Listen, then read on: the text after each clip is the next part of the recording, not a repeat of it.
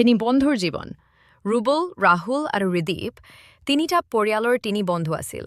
পৰিয়ালকেইটা আৰ্থিক দিশটোত বিশেষ আগবঢ়া নাছিল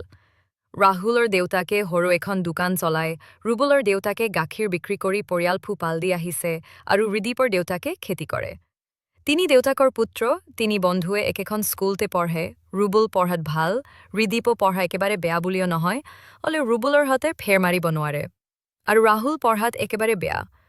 পঢ়াত ভাল বেয়া আছে যদিও তিনিও স্কুললৈ সদায় যায় সময়বোৰ পাৰ হৈ গৈ থাকিল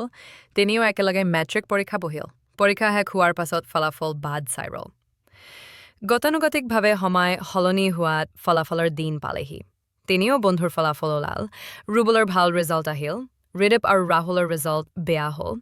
ৰিদীপ আৰু ৰাহুলৰ দেউতাকহঁতে কষ্ট কৰি পঢ়াই পুতেকহঁতৰ সুফল নোপোৱাত মনত দুখ পাই পুতেহঁতক গালি পাৰি ক'লে ৰাহুলৰ দেউতাকে ৰাহুলক ক'লে যে ইমান কষ্ট কৰি পঢ়ালো তথাপিও পঢ়া ভাল কৰিব নোৱাৰিলি মই আৰু তোক পঢ়াব নোৱাৰোঁ পঢ়া শুনা বাদ দি কামত ধৰ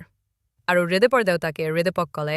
পঢ় তই আকৌ পঢ় এবাৰ নোৱাৰিলি এখৰ পাৰিবি যিমান কষ্ট কৰি হ'লেও দিম মই পঢ় প্ৰয়োজন হ'লে মোৰ জীৱনৰ কষ্টৰ গাঁঠিধন তোৰ পৰা ঠাইক হৈ যাওক দেউতাকৰ কথা শুনি ৰিদীপে পুনৰ মেট্ৰিকলৈ যুঁজা হ'ল ৰাহুলেও দেউতাকৰ কথা শুনি দেউতাকে চলাই থকা দোকানখনত কৰ্ম আৰম্ভ কৰিলে আৰু ৰুবুলে ছায়েন্স বিভাগত পঢ়া আৰম্ভ কৰিলে এনেকৈ দিন বা বছৰ পাৰ হৈ গ'ল ৰুবুল ছায়েন্স বিভাগত পঢ়া শেষ কৰি এদিন অইল ইণ্ডিয়া কোম্পানী এটাত কাম কৰি নিজৰ লগতে দেউতাকৰ জীৱনলৈ সখানিলে ৰাহুলে দেউতাকৰ সেই সৰু দোকানখনৰ পৰাই এদিন এটা ডাঙৰ ব্যৱসায়ৰ মালিক হ'ল আৰু ৰিদীপ তিনিবাৰত মেট্ৰিক পৰীক্ষা পাছ কৰি কোনোমতে পঢ়া শেষ কৰিলে যদিও একো এটা চাকৰি ল'ব নোৱাৰিলে আৰু নিজকে পঢ়া জনা বুলি দেউতাকৰ সৈতে খেতি কৰিব লাজ কৰে শেষত ভিডিঅ'টো চাই কি বুজিলে কমেণ্ট এটা কৰি জনাবলৈ নাপাহৰিব